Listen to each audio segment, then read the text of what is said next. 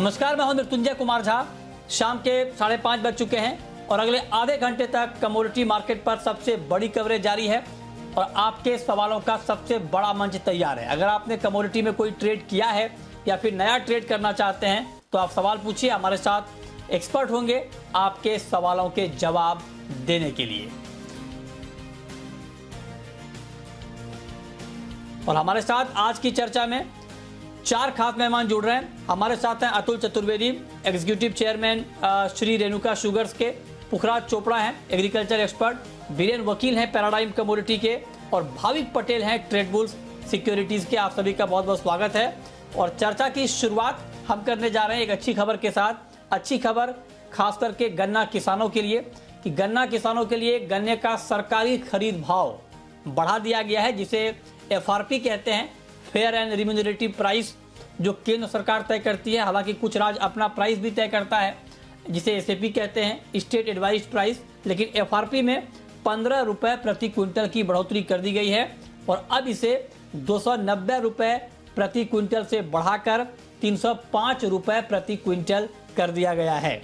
इस खबर का क्या मतलब है, कितना इंपैक्ट होगा, कितना फायदा होगा, मिलों के लिहाज से यह खबर कैसी है, इस पर डिटेल में बात करने के लिए हमारे साथ अतुल चतुर्वेदी जुड़ चुके हैं। सर बहुत बहुत स्वागत है आपका।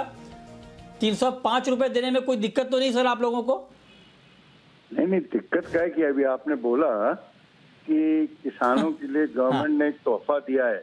तो मेरी इसमें गवर्नमेंट से इल्तिजा है कि किसानों के साथ साथ इंडस्ट्री को भी तोहफा दें। और इंडस्ट्री की जो बहुत अरसे से डिमांड थी कि मिनिमम सेलिंग प्राइस को भी आप बढ़ाइए। जो 31 रुपए पे गवर्नमेंट ने 2019 में फिक्स किया था, उसको अब रिवाइज करिए। चूंकि एफआरपी अभी बढ़ गया है तो वो भी बढ़ाना चाहिए गवर्नमेंट को। और दूसरा तो एथेनॉल का प्राइस है जिसपे कि ऑयल मार्केटिंग कंपनीज खरीदती हैं, उसको भी बढ़ाना चाहिए। तो हम लोग किसानों के साथ हैं। किसानों को अगर इसका फायदा मिलता है तो हम लोग बिल्कुल इसको तहे दिल से वो करते हैं, क्या नाम, स्वागत करते हैं। तो एक चीज मैं आपके साथ थोड़ा कहना चाहूंगा कि जो 15 रुपए क्विंटल जो आपने बोला है ना, ये पहले जो हुआ करता था एफआरपी जिसको बोलते हैं, वो 10% शुगर रिकवरी के बेसिस पे होता था। अब शायद जहां तक हम लोगों के पास खबर है, पर अभी तक हम लोगों ने कागज तो नहीं देखे हैं, उसमें 10.25% बेसिस रिकवरी के ये प्राइस फिक्स कर रही है, ये इजाफा किया है गवर्नमेंट ने। तो इफेक्टिवली नक्शल में ये 150 रुपए या 15 रुपए क्विंटल की जगह मैं समझता हूँ 81 रुपए के आसपास क्विंटल पे इसका दाम एक्चुअली में बढ़ेगा। ये थोड़ा कैलकुलेशन है। 80 रुपए बढ़ेगा आप कह रहे हैं? इंडस्ट्री वाले समझेंगे ये। अच्छा, ठीक है सर, ये आपने बहुत महत्वपूर्ण बात कही है। और खास करके जो हमारे दर्शक हैं जो इन टेक्निकल टर्म को नहीं समझते हैं, उनके लिए मैं कोशिश कर रहा हूं कि थोड़ा समझा दें कि ये रिकवरी क्या है। और कुछ अगर गलत हो सर तो आप जरा करेक्ट कर दें कि जैसे अभी आपने 10.25% रिकवरी की बात की। गन्ने में रिकवरी से मतलब ये होता है कि 1 क्विंटल गन्ने में अगर 10 किलो या 10.25 किलो चीनी का उत्पादन होगा तो उस गन्ने का प्राइस आपको इतना मिलेगा। जब ये कहा जाता है कि एफआरपी 305 रुपए क्विंटल है और अगर मान लीजिए कि उसमें रिकवरी रेट 10.25 रखा गया है, तो मतलब ये कि 1 क्विंटल गन्ने में अगर 10 किलो से ज्यादा या 10 किलो चीनी का उत्पादन होगा तब आपको इतने का प्राइस मिलेगा। राइट सर, रिकवरी का मतलब तो यही हुआ ना, रिकवरी रेट? बिल्कुल आप अब जो शुगर इंडस्ट्री आपको ज्वाइन कर लेनी चाहिए। आप बिल्कुल दुरुस्त आपने कैलकुलेशन बताया, एब्सोल्युटली करेक्ट। नहीं बिल्कुल सर, मतलब क्योंकि आप इंडस्ट्री के दिग्गज हैं तो हमारा काम यह है कि जो दर्शक हैं जो इन टेक्निकल चीज़ों को नहीं समझते हैं उनको हम समझा पाएं। अच्छा, अब मेरा अगला सवाल अतुल जी सर आपसे ये होगा कि आपने कहा कि जो चीनी का प्राइस है, एक्स मिल प्राइस, उसको भी बढ़ाया जाना चाहिए। ये डिमांड लंबे समय से इंडस्ट्री की तरफ से हो रही है। एक अभी चर्चा चल रही है कि एक्सपोर्ट कोटा इस साल के लिए 100 लाख टन से भी बढ़ाया जाएगा। शायद ये हो भी गया है, फाइनल अभी नोटिफिकेशन आना बाकी है। इससे कुछ राहत मिलेगी आप लोगों को? नहीं, इसमें कुछ ज्यादा राहत इस समय तो नहीं मिलेगी, क्योंकि अभी आप देखिए इंटरनेशनली शुगर के बाजार भी थोड़े दब गए हैं। आज से 10-15 दिन पहले जो बाजार थे उसके मुकाबले में आज थोड़े बाजार दब चुके हैं। एंड सेकेंडली, जो रुपया 80 हुआ डॉलर छूने लग गया था, आज वो 79 के नीचे आ गया है। तो इफेक्टिवली जो एक्सपोर्ट का रियलाइजेशन है जो पहले था उसके मुकाबले अभी कंपैरेटिवली कम रहेगा। बट आज की तारीख में अगर गवर्नमेंट ये रिलीज कर देती है तो जो शुगर का अपने पास ज्यादा क्वांटिटी जो यहाँ पे है हिंदुस्तान के अंदर, एटलीस्ट अगर सीजन के पहले 1-आधा मिलियन टन और चली जाए हिंदुस्तान के बाहर, तो ये ओवरऑल तो इंडस्ट्री के लिए अच्छा होगा, क्योंकि नया सीजन हम लोग लोअर इन्वेंट्री से, और मतलब इन्वेंट्री जो कि 6-6.5 मिलियन टन के आसपास होगी, उससे स्टार्ट करेंगे, तो ये इंडस्ट्री के लिए हेल्दी होगा।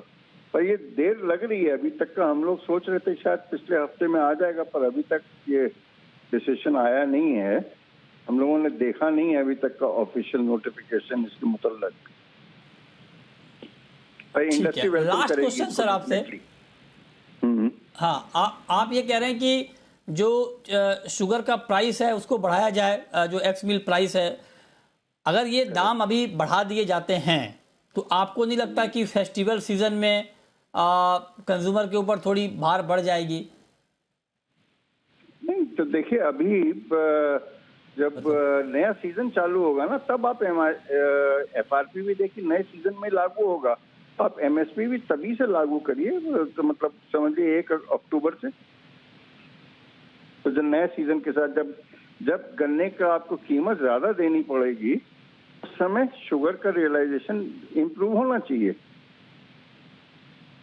त्योहार भी तो अक्टूबर में ही है सर। दिवाली, दुर्गा पूजा, जो जितने भी बड़े त्योहार हैं मिठाइयों वाले, वो सब अक्टूबर में, नवंबर में है। देखिए, आप इतनी सारी कमोडिटीज को ट्रैक करते हैं, आपने एडिबल ऑयल भी ट्रैक किया है, एडिबल ऑयल में कितना जबरदस्त तेजी आई। कभी भी आपने एक मरतबा भी मेरा इस मुतल्लक इंटरव्यू लिया कि साहब शुगर के दाम बहुत बढ़ गए? एक मरतबा भी नहीं, क्योंकि शुगर के दाम बिल्कुल एब्सोल्युटली स्टैटिक रहे हैं। जहां थे आज से साल भर पहले, वहीं आज भी हैं। वही शुगर है, में कोई तेजी नहीं आई। बिल्कुल, बहुत शुक्रिया। जी, ठीक बात है सर, बिल्कुल शुगर के दाम नहीं बढ़े, ये बात बिल्कुल ठीक है। और चूंकि हमारे यहाँ सप्लाई बहुत अच्छी है, लिहाजा एक्सपोर्ट अच्छी, मतलब बेहतर एक्सपोर्ट के बावजूद दाम नहीं बढ़े, ये बात बिल्कुल ठीक है। बहुत शुक्रिया सर आपका हमारे साथ जुड़ने के लिए, इस पर बात करने के लिए। चलिए आगे बढ़ते हैं और अब बात करते हैं ग्वार की। ग्वार का गम इतना बढ़ गया है कि आप सोचिए कि आज ग्वारगम का भाव 9,000 रुपए प्रति क्विंटल के भी नीचे आ गया, और इसी साल ग्वारगम में 20% तक की गिरावट आ गई है। हमारे साथ ग्वार के जाने माने एक्सपर्ट पुखराज चोपड़ा जुड़े हैं। पुखराज जी, बहुत बहुत स्वागत है आपका। सर, आपके रहते ग्वार की यह हालत क्यों हो गई? देखिए सर, पश्चिमी राजस्थान पे मानसून बहुत मेहरबान रहा है, और वैसे बात करें तो पूरे राजस्थान के अंदर मानसून की कृपा रही है। लगभग 50 से 55% मानसून अधिक यहाँ पे बरसात हुई है। दूसरी बात, सरकार ने जो हमें लक्ष्य दिया था 25 लाख हेक्टेयर का, उसको ग्वार की बिजाई क्रॉस कर चुकी है। 29,50,000 हेक्टेयर में अब तक बिजाई हो चुकी है, जो पिछले साल इस समय 16,50,000 हेक्टेयर थी। तो बिजाई खूब बढ़ी है। ये भगवान की मेहरबानी रही कि उन्होंने राजस्थान में अच्छा पानी बरसाया है और बहुत अच्छी खेती का एक रास्ता दिया है मृत्युंजय जी। तो अच्छी खेती की वजह से, अच्छी बिजाई की वजह से इन कीमतों में गिरावट आई है। जी जी, एक बात और कि मतलब आपने जो बात कही है बहुत महत्वपूर्ण है, क्योंकि राजस्थान में आमतौर पे बारिश को लेकर चिंता रहती है, और उसमें भी जो पश्चिमी राजस्थान का हिस्सा है, जो ग्वार का सबसे बड़ा बेल्ट है, वहां पर अक्सर हर साल हम ये देखते हैं कि बारिश ने धोखा दे दिया या कम बारिश हुई, लिहाजा क्रॉप को लेकर चिंता रहती है। लेकिन इस बार तो कमाल हुआ, और जो मैं आंकड़ों में देख पा रहा हूं, 122 साल में मतलब ये कहा जा रहा है कि राजस्थान में बारिश के रिकॉर्ड टूटे हैं, और 122 साल की चौथी सबसे ज्यादा बारिश दर्ज की गई है। मतलब 122 साल में यह सिर्फ चौथी बार ऐसा है जबकि इतनी ज्यादा बारिश राजस्थान में हुई है। 46% ज्यादा बारिश रिकॉर्ड की गई है अब तक राजस्थान में। तो सर, आप बताइए कि क्रॉप की कंडीशन अभी कैसी है? बुआई तो बढ़ गई है, बात ठीक है, अभी फसल के हालात कैसे हैं? जी, आपकी जानकारी बहुत अच्छी है। वास्तव में राजस्थान में सारे रिकॉर्ड टूटे हैं। मैं 67 ईयर में पहुंच चुका हूं, पर मैंने कभी ऐसी लगातार जून जुलाई के अंदर बरसातें नहीं देखी जिस तरह की बरसातें यहाँ पे पड़ी है। तो निश्चित बिजाई होनी थी। जहां तक फसल का सवाल है, फसल जो बारानी एरिया है, एसिंचित एरिया है, उसमें सब जगह बहुत अच्छी खड़ी है। हाँ, नहरी एरिया जहाँ पर पक्की ज़मीन है, वहाँ बरसात का पानी कुछ-कुछ खेतों में रुका है, तो निश्चित रूप से वहाँ पे 25 से 30% का नुकसान हुआ है। वो सिर्फ़ नहरी एरिया में नुकसान है। अभी बरानी एरिया जो बड़ा एरिया है, उसके अंदर कोई ऐसा नुकसान नहीं है और खेती बहुत अच्छी खड़ी है। अब मृत्युंजय जी, आगे यदि 20 दिन, 25 दिन की गैप से फिर एक अच्छी बरसात मिल जाए, तो ग्वार की फसल बहुत अच्छी उतर जाएगी। अभी तो मौसम बहुत अच्छा बना हुआ है पूरे राजस्थान में और अभी भी बरसातें कहीं-कहीं लगातार हो ही रही है, बरसात रुक नहीं रही है। तो खेती के मामले में अभी तक तो सब कुछ ठीक है। जी, मृत्युंजय जी। अच्छा, आप कह रहे हैं खेती के मामले में अभी तक सब कुछ ठीक है और आप कह रहे हैं कि अगर ये कंटिन्यू रह जाए तो फसल और अच्छी हो जाएगी। तो बीरेन जी, जो बात अभी पुखराज जी कह रहे हैं कि बारिश बहुत अच्छी हुई है, बुआई बहुत अच्छी हुई है, फसल बहुत अच्छी है, तो आपका नया टारगेट सर ग्वार के ऊपर कुछ है? जैसे पुखराज जी ने बताया कि बारिश तो काफी अच्छी हुई। मेरे हिसाब से 1.5 साल का पानी रवि का भी और खरीफ का दोनों पानी मिल चुका है। ये भगवान की काफी कृपा है।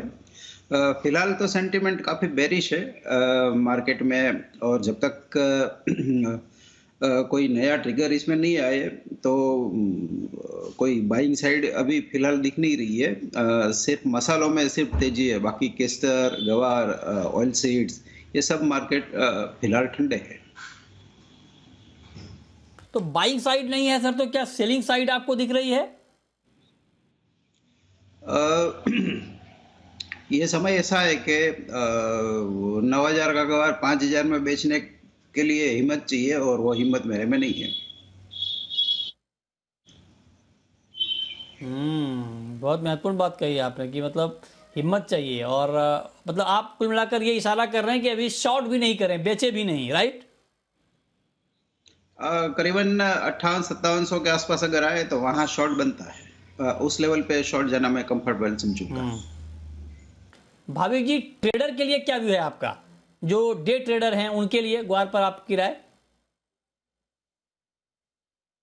मृत्युंजय जी, देखिए अभी भी ट्रेंड तो पूरा बेरिश ही है और हमने देखा है कि फंडामेंटल बहुत स्ट्रांग है। मतलब इस बार बारिश भी अच्छी हुई है, सोइंग भी बहुत अच्छी हुई है, तो प्राइसेस अगर अब भी जाता है तो वो सस्टेन नहीं कर पा रहा है। 2 दिन हमने देखा कि थोड़ा-थोड़ा प्राइसेस अप गए हैं, बट उसके बावजूद भी अल्टीमेटली अगर क्लोजिंग देखें तो वो वापस वहीं के वहीं आ चुके हैं।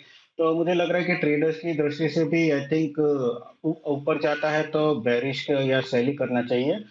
भू-अर्गम जो अगस्त वायदा है अराउंड 9200 जाता है तो ट्रेडर्स एक बार शॉर्ट कर सकते हैं वापस 8800 के टारगेट के लिए, और 9400 का स्टॉप लॉस रख सकते हैं। ठीक है। अब पुखराज जी, एक सवाल मेरा आपसे ये होगा सर कि आपने कहा कि अगर 10-15 दिन बाद और बारिश हो जाती है तो फसल और बेहतर हो जाएगी। अभी तक के हिसाब से सब कुछ ठीक चल रहा है। अब मैं आपसे जानना चाहता हूं कि मान लीजिए 10-15 दिन बाद अगर बारिश नहीं होती है या कम होती है, तब क्या कोई बड़ा नेगेटिव इंपैक्ट होगा क्रॉप पे, या उतना अब खराब असर क्रॉप पे नहीं होगा, अब तो उत्पादन ठीक ही होना है? क्या नहीं, कहेंगे आप इस पर? बहुत हम राजस्थान के अंदर, पश्चिमी राजस्थान के एक अंदर एक कहावत है कि या तो अकाल है या सुकाल है। तो ये अकाल तो अब नहीं है, अकाल की कमर तो टूट गई। मतलब कुछ न कुछ तो होगा ही, खेत खाली नहीं जाएंगे। अगर टाइम से टाइम बरसात मिल जाती है, टाइम से टाइम मौसम सही मिल जाता है, तो बहुत अच्छी खेती, सिर्फ गवार ही नहीं, गवार हो चाहे मूंग हो, मोठ हो, हर खेती बहुत अच्छी मिलेगी। जैसा मैंने मृत्युंजय जी बताया कि भरम नहीं रहे, जो नहरी एरिया है जहाँ पर पक्की जमीनें हैं, वहां पर जरूर 25-30% का नुकसान है, पर वो इतना बड़ा नुकसान नहीं है, एरिया इतना बड़ा नहीं है कि बहुत ज्यादा प्रभावित हो सके। और मृत्युंजय जी, जिस तरह से बिजाई के आंकड़े आए हैं कि सरकारी लक्ष्य को भी 4.5 लाख हेक्टर ये पार कर गया, और आने वाले दिनों में ये 4 से 5 लाख हेक्टर खेती और बढ़ेगी। तो इसका मतलब है कि खेती जो अभी तक जो आंकड़े आए हैं उसके अंदर और बढ़ोतरी होने की उम्मीद है, और बढ़ोतरी निश्चित रूप से होगी भी। आगे मौसम किस तरह से रहता है, आगे यदि मौसम खराब रहता है, बरसात नहीं होती, तो उस तरह से हम लोग ये मानते जाएंगे कि यील्ड में कमी कमी गिनते जाएंगे कि जो 100 किलो एवरेज होना चाहिए वो 90 होगा, या और कम हुई तो 80 होगा, या 70 होगा, या 60 होगा। अब ये बाद में देखने की बात है कि वो यील्ड किस तरह से आती है, फिर यील्ड के अनुसार खेती होगी। जैसा मृत्युंजय जी पिछली बार 24 लाख हेक्टेयर में खेती हुई थी और 40 लाख बोरी की फसल आई, जबकि आनी चाहिए थी 92 लाख की, 92 लाख की आनी चाहिए थी, पर 40 लाख की आई। वो इसलिए कि इसमें बरसात में गैप पड़ गया, जिससे ईल्ड कम हो गई और ईल्ड कम होने से खेती इतनी कमजोर हो गई। तो मृत्युंजय जी ये ईल्ड उस पर निर्भर करेगी कि अगस्त की जो लास्ट बारिशें हैं वो किस तरह से रहती है, तो उसी पे सारा निर्भर करेगा जी। ये राय आपकी हो गई ग्वार के ऊपर। ओवरऑल आपको एक मुकम्मल व्यू कि क्या ग्वार में आगे होने वाला है, फसल कैसी है और आगे दाम क्या रह सकते हैं, ये आपको डिटेल में हमारे एक्सपर्ट ने बताया है। बहुत शुक्रिया पुखराज जी आपका हमारे साथ जुड़ने के लिए और ग्वार पर डिटेल जानकारी हमारे दर्शकों को देने के लिए। चलिए आगे बढ़ते हैं और अब हम बात कर लेते हैं एक बार गोल्ड की। गोल्ड पर बीरेन जी आपका क्या व्यू है आज के लिए? आज के लिए अक्टूबर कॉन्ट्रैक्ट है वो 51,500 के आसपास शॉर्ट कर सकते हैं। 51,200 250 का टारगेट होना चाहिए। 51,700 730 का स्टॉप लॉस होना चाहिए। अच्छा भाविक जी आपका व्यू सर, गोल्ड में क्या किया जाए अभी? जी मेरा थोड़ा कॉन्ट्रेरियन है बीरेन जी से, क्योंकि ऑलरेडी आज हमने देखा है कि रुपी जो है वो कमजोर ही क्लोज हुआ है और आई थिंक थोड़ा बहुत रिस्क ऑन सेंटीमेंट भी है, बट ओवरऑल अगर कॉमेक्स में देखें तो अभी भी गोल्ड में कुछ सेल ऑफ नहीं दिख रहा है। इनफैक्ट लग रहा है कि वापस थोड़ा ऊपर 7850 के करीब आ सकता है। तो आज के दिन अगर डिप मिलता है अराउंड 51,300 के करीब अक्टूबर, तो मैं बाय के रिकमेंडेशन करूंगा। अपसाइड मुझे भी लिमिटेड लग रही है 51,700 के टारगेट के लिए और इंट्राडे स्टॉप लॉस आ सकता है 51,100 का। अच्छा ठीक है। अब इस वक्त एक बड़ी खबर आ रही है। बड़ी खबर यह है कि जो मतलब रॉयटर्स के हवाले से आई है या बाकी जो इंटरनेशनल एजेंसीज हैं वहां पर सोर्सेज के हवाले से यह खबर आ रही है कि ओपेक प्लस सितंबर के महीने में 1 लाख बैरल रोजाना क्रूड का उत्पादन बढ़ाएगा।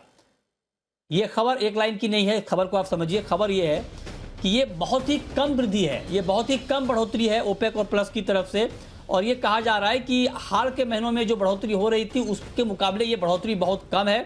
और 1 लाख बैरल अगर सितंबर के महीने में बढ़ता है तो ये टाइट सप्लाई मार्केट को बढ़ावा देगा, क्योंकि जुलाई और अगस्त के महीने के लिए करीब करीब 6 लाख बैरल बढ़ोतरी का ऐलान हुआ था। जो कटौती हुई थी उसमें 6 लाख बैरल बढ़ाने का फैसला हुआ था, लेकिन अब सितंबर के लिए 1 लाख बैरल ही उत्पादन बढ़ेगा, ऐसी खबरें आ रही हैं। अब जरा बताइए बीरेन जी, इस खबर का मतलब क्या समझा जाए? सर आप क्या समझ रहे हैं इसका मतलब, क्यों ऐसा हुआ, क्या इम्पैक्ट होगा? इसमें टाइटनेस तो शायद बढ़ेगा मार्केट में, क्योंकि रिसेशन को चलते हुए जो सप्लाई डिमांड में कमी थी उसके मुकाबले ये सप्लाई थोड़ा ज़्यादा टाइट है। अब ओपेक के पास रियली कैपेसिटी चली गई है उत्पादन बढ़ाने की, या तो वो विलिंगली नहीं बढ़ा रहा है, वो तय करना मुश्किल है। बट निश्चित रूप से ये मार्केट के लिए सपोर्टिव है और सप्लाई टाइटनेस देखते हुए शायद यहाँ से थोड़ा मार्केट टाइट होना चाहिए। ओके, तो आप कह रहे हैं कि ये सप्लाई कम वाली खबर से कीमतें बढ़ेंगी और देखिए दाम बढ़ने शुरू हो गए हैं। ब्रेंट का भाव इस वक्त 102 के करीब पहुंचता हुआ दिख रहा है। 1% से ज्यादा की तेजी इस वक्त ब्रेंट क्रूड में दिख रही है। नाइमेक्स क्रूड 1.5% से ज्यादा बढ़ चुका है, $96 के करीब पहुंच चुका है। तो ये तेजी लगातार इस वक्त कच्चे तेल में बढ़ रही है। इस वक्त की आप ताजा और महत्वपूर्ण खबर देख रहे हैं। ओपेक प्लस के हवाले से खबर आ रही है कि 1 लाख बैरल की बढ़ोतरी सितंबर के महीने में रोज की होगी, जो कि पहले के मुकाबले बहुत कम है। अब भाविक जी आप बताइए इस वक्त क्या किया जाए क्रूड में? जी अभी ये न्यूज़ से तो मुझे लग रहा है कि क्रूड में तेजी ही देखने को मिलेगी और हमने ऑलरेडी देख लिया है कि लास्ट 15 मिनट्स में नियरली 100 पॉइंट की रैली भी आ चुकी है। तो आई थिंक थोड़ा कूल डाउन अगर आता है 75 50 75 30 के करीब अगस्त कॉन्ट्रैक्ट, तो मैं लॉन्ग के रिकमेंडेशन करूंगा। टारगेट रहेगा 7800 का जो 1 से 2 दिन का है और स्टॉप लॉस रहेगा 7350 का। तो मुझे लग रहा है कि ये रैली एटलीस्ट आज के इवनिंग की सेशन और कल के दिन कंटिन्यू रहेगी।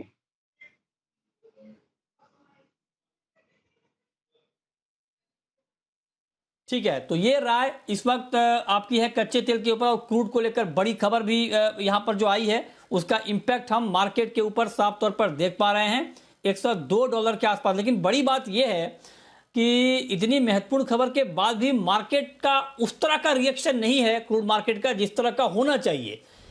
अब इस खबर के अंदर की खबर को समझिए, क्यों ऐसा नहीं हो रहा है?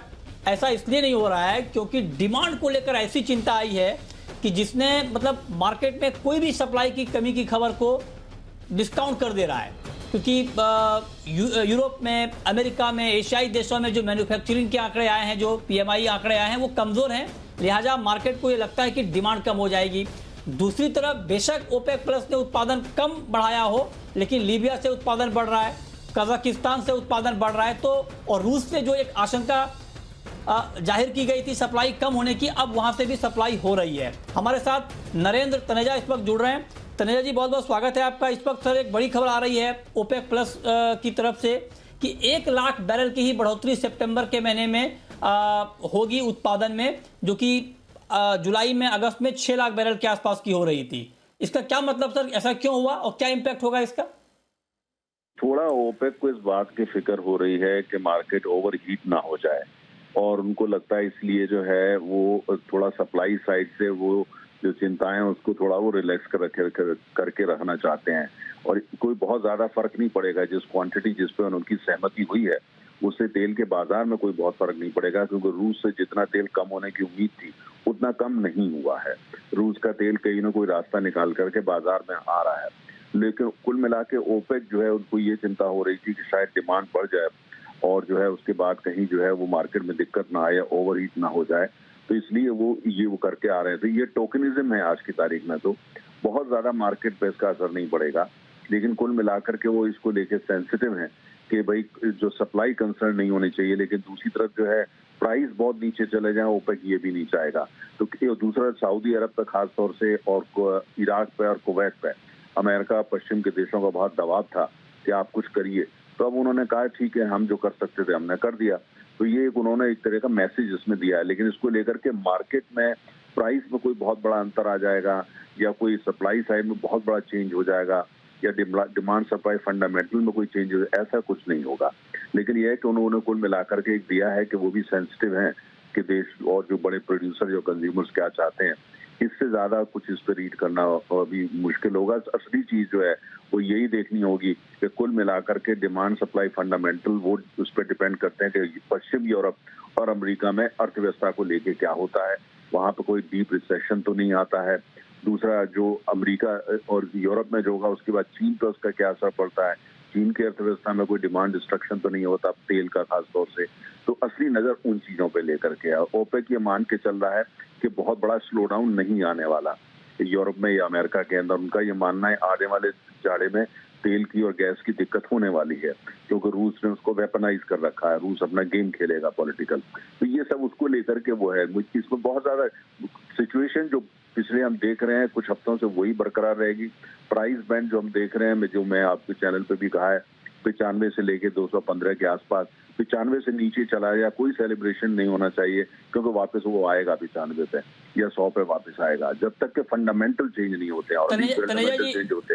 हाँ, अभी फंडामेंटल चेंज होते हैं। ये बात आपने ठीक कही सर। लेकिन एक सवाल मैं आपसे ये पूछना चाहता हूँ तनेजा जी कि कहीं ओपेक, ये बात तो ठीक है कि आपने कहा कोई बड़ा फर्क नहीं पड़ रहा है और मार्केट उस तरह का रिएक्शन दिखा भी नहीं रहा है, लेकिन क्या ऐसा तो नहीं कि ओपेक प्लस के मन में इस बात का डर हो कि कहीं प्राइसेस कोलैप्स ना कर जाए? क्योंकि जिस तरह से दुनिया भर में मंदी की बात हो रही है, सप्लाई रूस से भी बढ़ रही है, लीबिया से बढ़ रही है, कजाकिस्तान से बढ़ रही है, तो ऐसा तो नहीं कि ओपेक प्लस के मन में इस बात का डर हो कि प्राइस कोलैप्स ना कर जाए, इसलिए एकदम सप्लाई को कंट्रोल में रखो? नहीं, ओपेक तो बनाई इसीलिए है कि कभी भी कीमतें क्रैश ना कर पाए। और ओपेक का जो भी कदम होता है उसके सबसे बड़ा उसके पीछे यही होता है कि किसी भी हालत में कीमत क्रैश नहीं करनी चाहिए। जो उनकी एक्सपेक्टेशन उस रेंज में रहनी चाहिए, और आज की तारीख में उनकी एक्सपेक्टेशन ये है कि $100 के आसपास घूमे और वो नीचे 70 में चला जाए, बिल्कुल वो नहीं चाहते। हालांकि डिमांड सप्लाई फंडामेंटल से तो 80 से ऊपर नहीं होना चाहिए, बाकी $80 से ऊपर जितना भी है वो तो प्रीमियम है, यूक्रेन प्रीमियम बोले या जिस नाम से भी आप उसको बोले। ओपेक इस बात को जानता है और इस प्रीमियम से उनको बहुत फायदा हो रहा है। वो ये चाहते हैं कि प्रीमियम बरकरार रहना चाहिए, और इसलिए उसकी वो चर्चा वो बार बार कर रहे हैं। ये उनका दिखाना कि हम तो मात्र 1 लाख बढ़ा सकते हैं, ये दिखाना है कि साहब वो इनके लिए बड़ी दिक्कत है, वो बढ़ा नहीं सकते हैं, क्योंकि उनसे उनकी अर्थव्यवस्था को खराब हो जाएगा। तो ओपेक का तो काम ही यही है कि कीमतों को पक्का यकीनन रूप से ऊपर की तरफ रखना, और यही ओपेक काम करता है और यही रूस चाहता है कि होना चाहिए। अगर तेल की कीमत जो आज जमा ना होती तो रूसी अर्थव्यवस्था को कहीं ज्यादा चोट पहुंची होती। तो ओपेक अपना काम कर रहा है, लेकिन ये जैसे मैंने कहा, असली मुद्दा ये है कि यूरोप अमेरिका की अर्थव्यवस्था में क्या होता है, रिसेशन शैलो होगा या रिसेशन डीप होगा, आगे तेल का खेल उस पर डिपेंड करेगा। Right sir, right. बहुत शुक्रिया तनेजा जी आपका, बीरेन जी आपका, भाविक जी आपका हमारे साथ जुड़ने के लिए और डिटेल में आज कमोडिटी मार्केट पर बात करने के लिए।